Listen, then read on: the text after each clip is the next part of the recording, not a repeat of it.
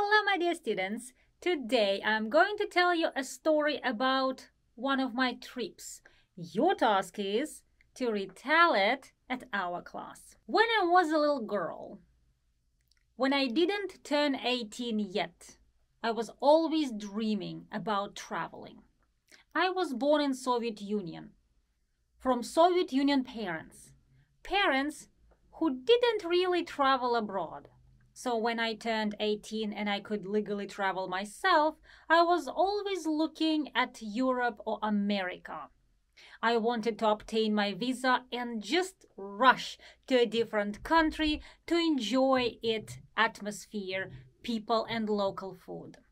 So when I was a little girl, I didn't really have a means for traveling. That means I wasn't financially stable, nor I didn't know how to travel, how to book hotels or book planes, and just in general have basic understanding about traveling because I had never done it. With my parents or alone. So when I turned 18 and I could go to the embassy and obtain my visa, and when I actually did it, I decided to travel to Poland first. But I didn't have enough money to book a hotel or to get a plane ticket, so I decided to hitchhike. That time I already had a friend who was always eager to travel with me, so we decided to travel together.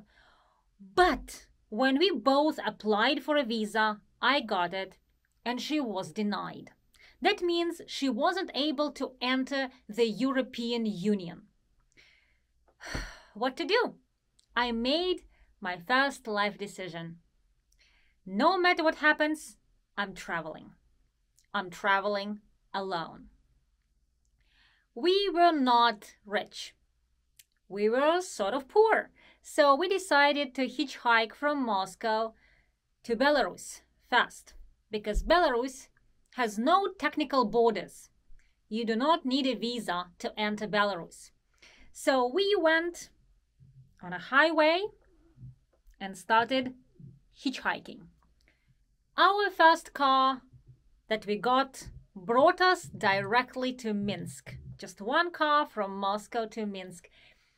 And we were hosted by a very nice friend of my friend. He showed us around. We tasted local different foods. And then I had to say goodbye to my friend and travel alone. I wasn't afraid about traveling alone. I wasn't afraid of traveling alone. I was ready because I was so thirsty for new emotions, so hungry for new opportunities. I was 18 years old. I wanted to get out of the country and experience the real life. So I decided to do it alone. And you know what? It was even easier to do it alone. The drivers were so happy to pick me up and bring me to a new spot because they wanted a companion. I know what you want to say. I know it might be dangerous. It might have very bad consequences.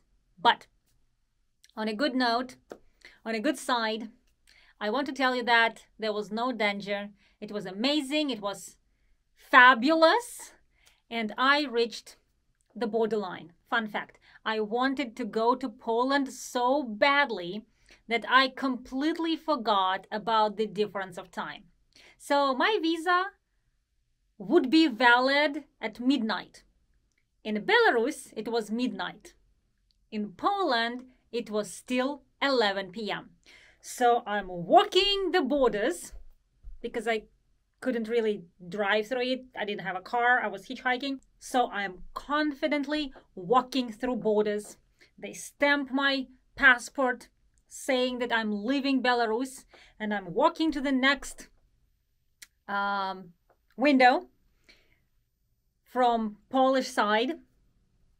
And they tell me, well, your visa is not valid yet. It's just 11 p.m. here.